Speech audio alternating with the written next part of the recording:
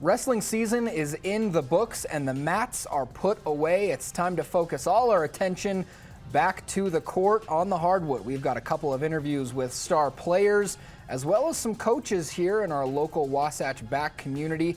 Basketball season is in full-fledged state tournament mode, and we've got all the action and interviews here on the Scoreboard.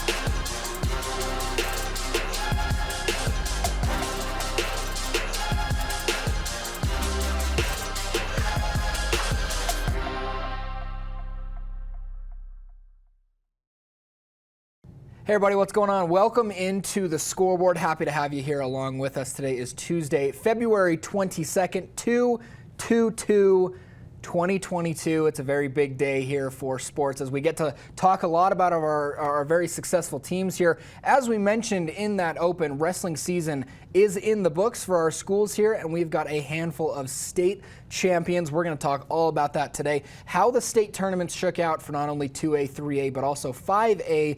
We've got a handful of very successful wrestlers who just missed the ballot there in the state tournament, but it was an incredibly fun tournament to be at, and we are super excited to talk more about that. So let's get right into it. This week in sports, we're very excited. Let's start things off with wrestling, starting things off with Park City. No state champions out of PC this year, which was a massive surprise. The three-headed monster, as we've been calling him all season, in Annika Futch, Jared Miller, and of course Stone Combs. All of them came up short, but all of them did incredibly well at the tournament. Jared Miller finished second. He lost in the state championship match. Also, Annika Futch went on to win every single consolation match, finishing third in state, and Stone Combs finished fourth in state. So three wrestlers, all of them finishing in the top 5 in the state rankings. Congratulations to them. We wish them the best of luck in future wrestling or other endeavors, a D1 football scholarship for Stone Combs, and otherwise. Let's get on to Park City girls basketball. They play at Olympus tonight, 7 p.m. They are the 30 seed in the state tournament going up against Olympus, who against Park City has had incredible success. Blowout wins over the Miners, but you never know. It's state tournament. Anything can happen. Again, that is at Olympus tonight at 7 p.m. The boys play at Alta on Wednesday, so tomorrow night at 7 p.m. Again, very high versus a very low seed. 28 for Park City versus the number 5 seed of Alta. A couple of these teams have really shined throughout the year, so we're wishing Park City the best of luck, as the odds are, when it comes to numbers, stacked against them. But again, state tournaments, anything can happen. Let's head over to Wasatch High School. Again, starting off with wrestling. Man, so much talent coming out of Wasatch High School when it comes to the wrestling team. I believe there were 6 of their wrestlers making it to the second day of the state tournament, which means either semifinals or finals. And doing that in and of itself is a massive accomplishment. So we wish the entire wrestling team, I should say, of Wasatch High School a massive congratulations. But the 2 state champions to come out of Heber City this year, Heath Clyde at 126 pounds and Ryder Robinson at 132. We've been talking to both of these guys throughout the entire season. Along with them, we've been talking to their teammates, Austin Kelly. We've also been talking to Christian Slack, Charlie Fasshold, incredibly talented wrestlers at one of the most stacked schools when it comes to wrestling in the entire state. So congratulations to Mr. Clyde and Robinson on their state championship wins. As for basketball, they will, the girls I should say, will play at Jordan tonight, first round of the playoffs at 7 p.m. Again, 9 seed versus the 24 of Wasatch. As for the boys, they play at Stansbury tomorrow at 7. Also, 24 seed versus the 9 seed. So again, odds being stacked up against the Wasps just a little bit, but we still wish them the best of luck. Let's head down now to Camas, where we are checking out South Summit High School. Again, a couple of state champions there when it comes to wrestling. 3A state champs, Reagan Boger at 165 pounds, as well as Max Whitemore, 285. We got to chat with their wrestling coach and Cole Sanderson, one of the more legendary names in all of wrestling in the United States, and he got to talk to us a little bit about the hopes that he has for his team and was a fantastic interview, and look at that. You got 2 state champs out of the single 3A school that we have here in Camas in the Wasatch back. Congratulations to them. As we move on to basketball, South Summit boys, they lost to Juan Diego in the second round, 49-47, very close game. Gibson Walton and Max McKee had team highs 18 and 15 points. So their season is done. We look forward to talking to them again next year, and we wish the best of luck to a handful of those seniors who we have been chatting with. As for the girls, sort of the same result. They lost to Morgan in the second round of the 3A tournament, 61-80, not as close of a game. However, Reagan Sanderson had a fantastic final game of her high school career, and guess what? We've got an interview with her coming up here very shortly. Last but not least, let's talk about the 2A North Summit High School. As for basketball boys, they lost to Roland Hall 61-64, very close game. However, they were sort of outmatched when it comes to the seeding as well. Trey Pace had 24 points and 15 rebounds in his final game as a senior. I'm sure we'll get to catch up with him again before graduation. We're excited to do so. Great kid. And as for the girls, they got a bye for their first round because they were ranked so high. They ended up either winning or taking second in region, the North Summit Braves girls basketball team. So we wish them the best of luck, but we will not see them for a couple of days. They do face Enterprise on Thursday for their first game of the state tournament. Wow, what a week we have got ahead of us. That is This Week in Sports. Coming up next on the Scoreboard, we've got our interviews with Reagan Sanderson, as well as a handful of other athletes and coaches. So don't go anywhere. We'll be right back on the Scoreboard. The Scoreboard is proudly sponsored by Andrea Cox Mortgage. Welcome to First Rate Mortgage. My name's James, and I've been in the market for mortgages several times over the years, so I've gone through the process with different people. And when I met Andrea, she explained to me why my current loans were subpar and how she could get better loans with better rates. If I had to describe Andrea in one word, I think I would use the word passionate. She is very passionate about what she does and getting the right solutions for her clients, and that made her an absolute pleasure to work with. Hi, I'm Andrea Cox. You can reach me at 435-631-9262. Call me, text me, or you can reach me at my website, andreacoxmortgage.com.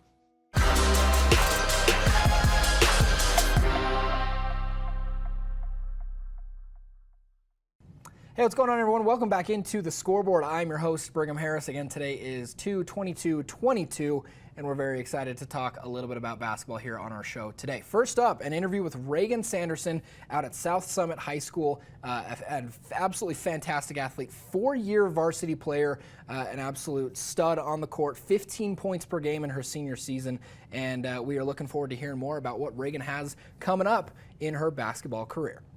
I'm here with Reagan Sanderson out of South Summit High School, the senior. Reagan, how are you doing today? And can you kind of give us a little bit of a lowdown of who you are since we haven't talked to you yet? Yeah, I'm Reagan Sanderson. I'm a senior at South Summit High School. I play basketball. Well, Reagan, I've been doing my homework on you, the team. We cover you every single week on the Scoreboard. You're averaging 14.9 points per game. You're the number 6 scorer in all of region. How has this season been different than other seasons for you in terms of your ability to score the ball? This season has actually been harder because teams have recognized me a bit more, so I'm struggling with being face guarded full court, but my team has really helped get me open, setting a lot of screens. I moved to point guard this year a bit more to help get the ball in my hands, but yeah, it's been fun, but it's been a bit harder. How was that transition from the 2 to the 1? I was kind of just able to get right into it because I haven't fully been number 2. I've kind of been a mix between 1 and 2, but becoming number 1 was a bit harder. Yeah. Are there specific players or in the WNBA and the NBA, players that you like to study or focus on that specifically get face guarded full court and things like that? I love to watch Steph Curry because he is just insane how he moves off ball, on ball, just the way he gets open. I love to watch that. Talking about being really good at this, do you have college plans to play anywhere in particular? Yeah, I'm actually looking at a couple schools out of state. One is Maine Maritime Academy, another is Penn State Beaver. Those are my 2 main ones, but I'm also talking to a couple of junior colleges at the moment.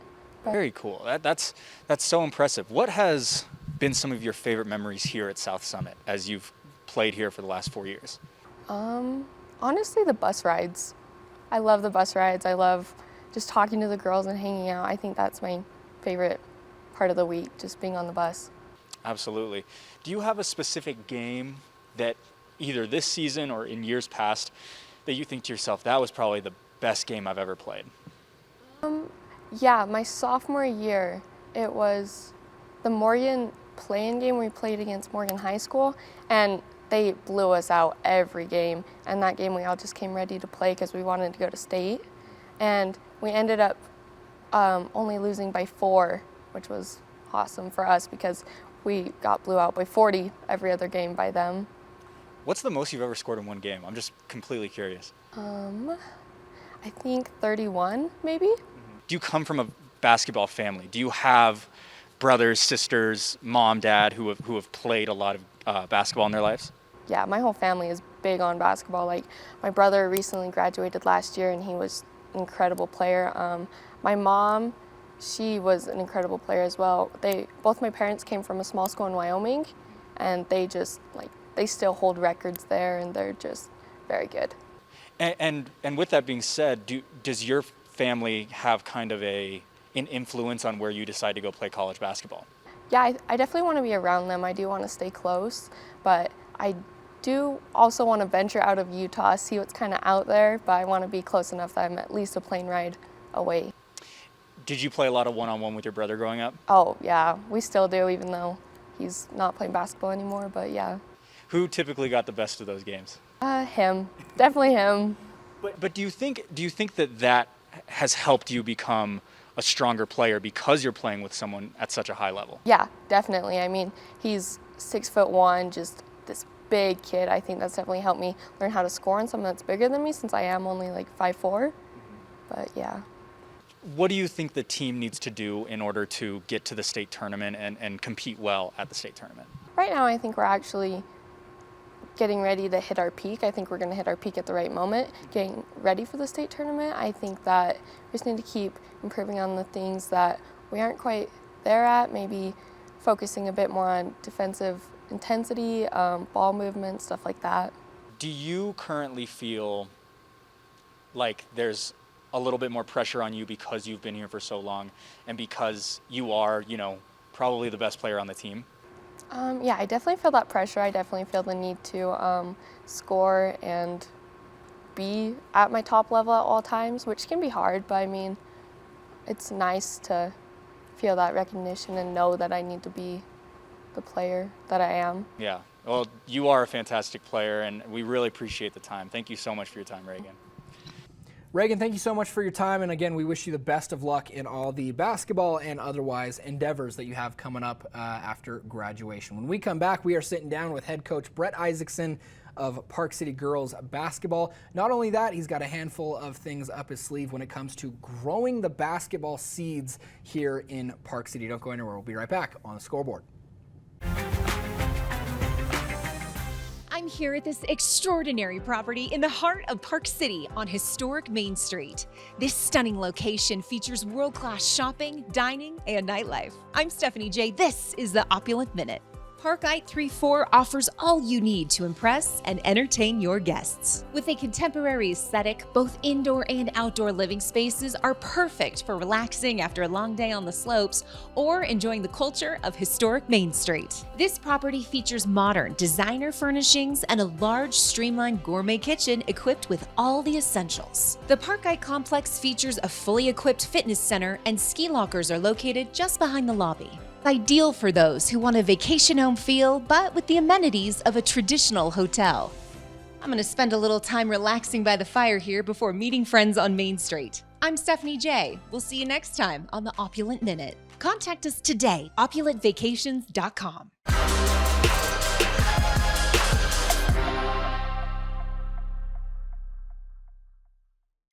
Hey, what's going on, everyone? Welcome back into the Scoreboard. I'm your host, Brigham Harris. Today on this 2/22/22 episode, we are talking a whole lot of basketball. And with that, let's send things right over to my interview that I had with Brett Isaacson. If you don't know, he is the head coach of Park City Girls Basketball. But not just that, Jumpstop Academy is his grassroots project that he has been the head of these past few years. And we're excited to sit down with Brett and learn a little bit more about his project. Hey everybody, Brigham Harris here for the Scoreboard. Thanks for joining us. Right now I'm sitting down with Brett Isaacson, the head basketball coach for Park City Miners girls basketball team. Brett, thank you for sitting down with us. Yeah, thanks for having me. Yeah, of course. Well, let's talk a little bit about your guys' season. You guys had an incredible start to the year. We did. A bit of a skid here, but you still have a handful of games left. Tell me just about the season as a whole. Yeah, like you said, we started off great. We were 3-0. And of our first 8 non-league games, I'd say about 6 of them were super competitive. Could have gone either way. So we were really building up, feeling good. One of the biggest things was the freshman and sophomore teams were also, super competitive, getting wins, and that was big as well because, varsity, we've been competitive here and there, but freshman, sophomores definitely struggled for sure. So that was nice to see. The younger girls that were coming up were also competing. So non-league was great. Once we got to region, it is definitely a step up in competition. I would say there's about 4 teams that are definitely in a tier above us. There were 2 other games that we definitely played close. Brighton and Murray were super close games. Brighton pulled away in the second half, but so we're making progress. 5A is tough. Our region it's tough. I'm not gonna lie. Right. We've talked even about maybe even trying to go independent, give these girls just a little more competition because it's making things more competitive because it is, it's disheartening. You work this hard and you're playing these very competitive games pre-league. And then you step up a level of competition, and it's like, oh, wow. Right. These girls are very good. Yeah. Well, you got teams like Olympus in the league. You got teams like Murray, who you mentioned was a really close game.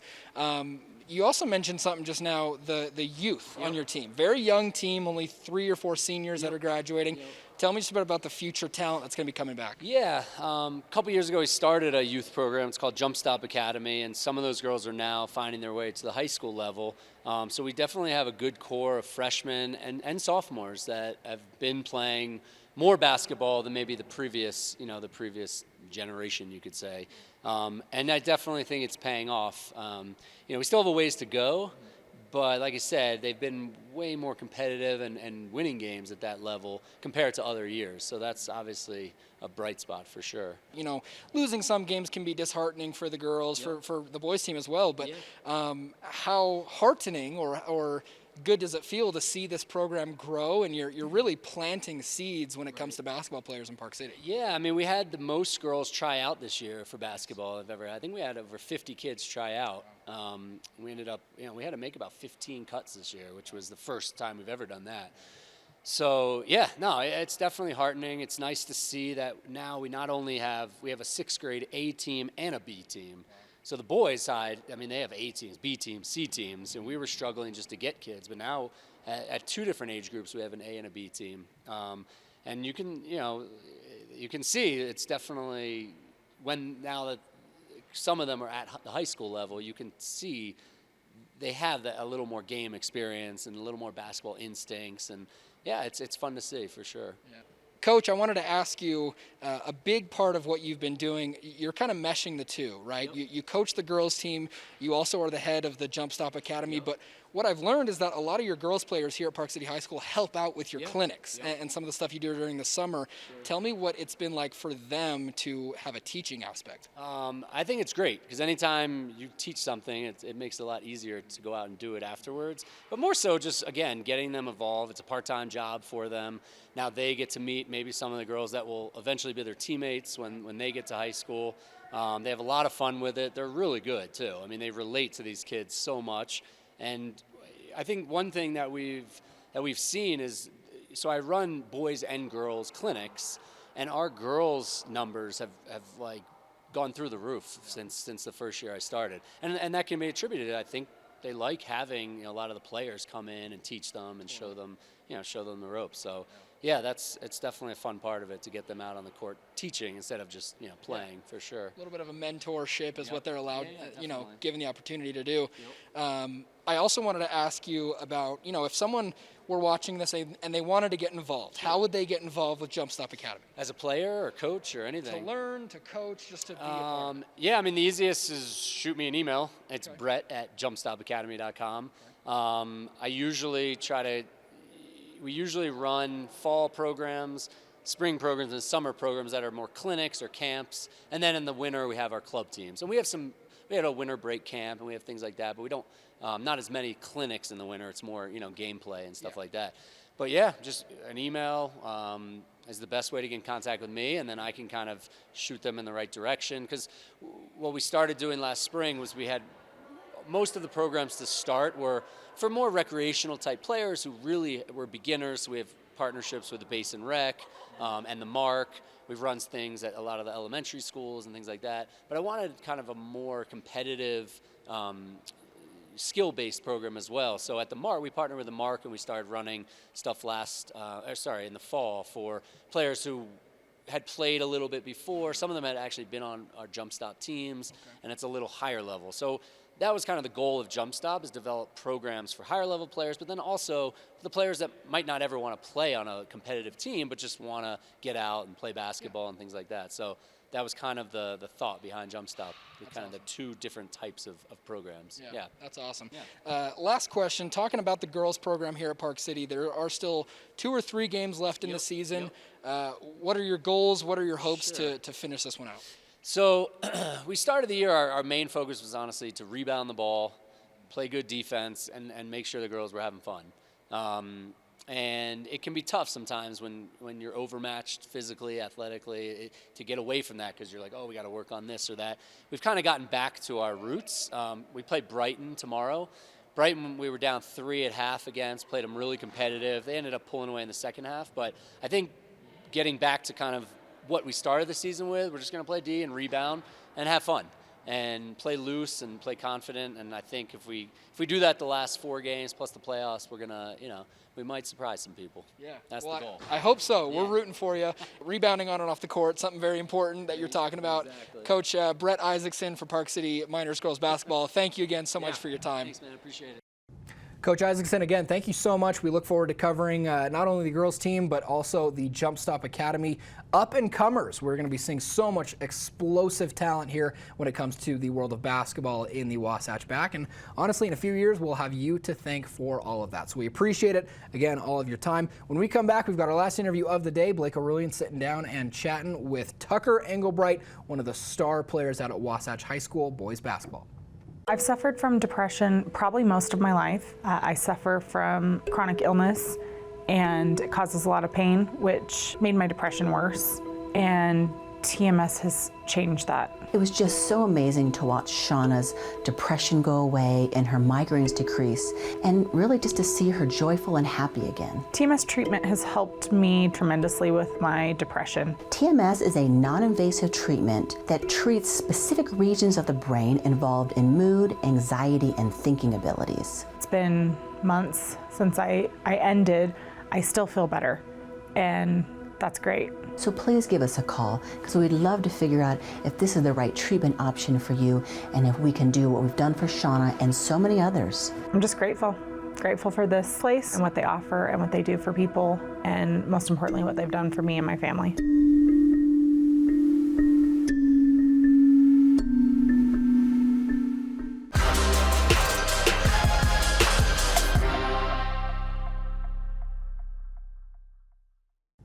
Hey everyone, welcome back into the Scoreboard. I'm your host, Brigham Harris. We're going to send things right back over to Blake O'Reilly, who got to catch up with one of the star players of Wasatch High School boys basketball, Tucker Englebright, incredibly talented player. The top player, he's a senior for the Wasps. Again, 15 points per game and 5 rebounds per game. Incredibly talented player. Let's send things right over to Blake and Tucker. Blake O'Reilly alongside Wasatch High School basketball player Tucker Englebright. Tucker, how are you doing today? Good. Thanks for having me. No problem. Hey, so we wanted to just have the chance to talk to you. We've talked a lot to Coach James Ballstead, but we haven't really had the chance to talk to some of the players, and we wanted to talk to you just about the season and how you think it's going. So I guess the first question is, how do you feel like this season has been going so far? I think it's been going great. We've had a couple tough games where we've lost, so I don't think our record truly reflects, who we are. But yeah, it's been going great. It's been a lot of fun. Yeah, I actually talked to your coach over winter break, and he mentioned, the rough record and how it looked, but that he kind of made it that way on purpose. He kind of wanted to have a tougher preseason to prep you guys for a region. Do you think that's helped? Yeah, for sure. We've played the best, talent in the state, and it's definitely been helping, these tight games because we know who we are and the competition we've played. I got to ask you something about your game really quickly. You have 8 career threes as a varsity basketball player. 7 of those are from this season. Is that something that you've been working on this season? Yeah, I worked a lot in the off season. Last year, I was out because I had a broken leg, so most of my time has come from my senior year. But yeah, I definitely put in time to work on my 3 in the off season. Another thing is there was a player who just came by and asked if you were committing to a specific school. Do you have schools looking at you? Are you potentially playing somewhere? Yeah, I only have small schools per se looking at me, but yeah, I have a couple, and a couple reached out to me, and I might potentially in what I want to do, but yeah, I might be going and playing college ball somewhere. So there's a whole lot of talent on this squad, and it seems like there's not one specific player who is going to take the shot at the end of the game or whatever it may be. Is that something that you enjoy having, is a very well-balanced team? Yeah, for sure. We have a lot of weapons. We have 2 returning starters, actually 3 because of injury. But yeah, we have a lot of weapons, and it's really nice to have a bunch of guys who can take really good shots.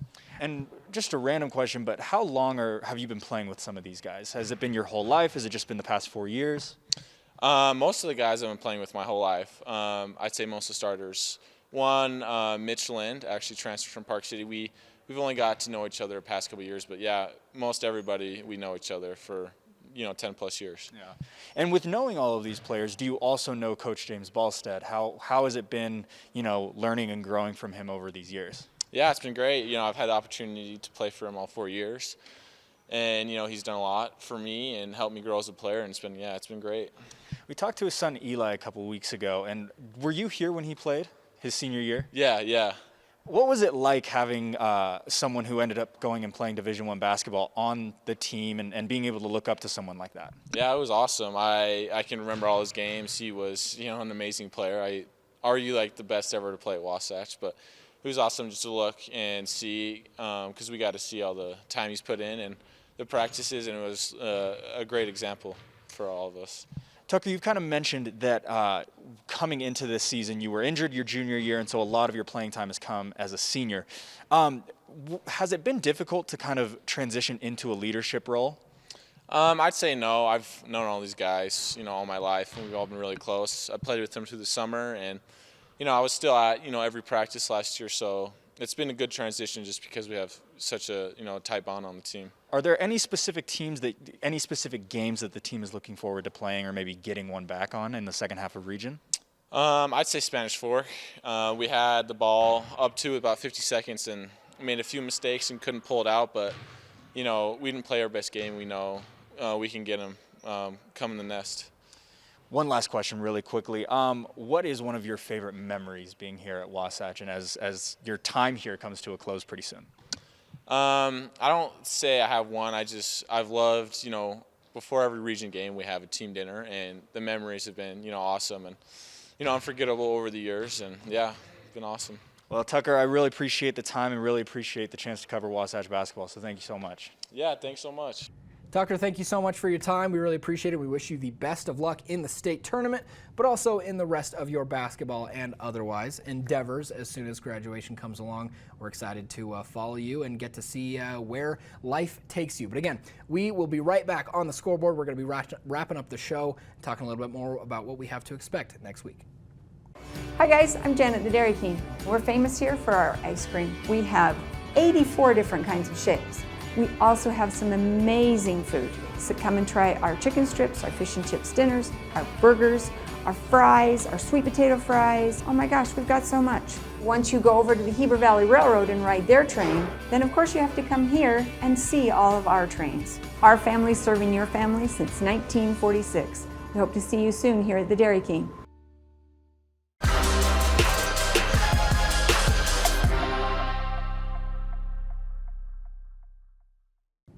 Hey, what's up, everyone? Welcome back into the Scoreboard. To wrap things up, we want to give a big thank you to every interview that we had over the past few weeks. We're very excited. This week, we've got a little bit more basketball to talk about. Again, best of luck to all our teams competing. We hope to see a second or even third round appearance for our schools here.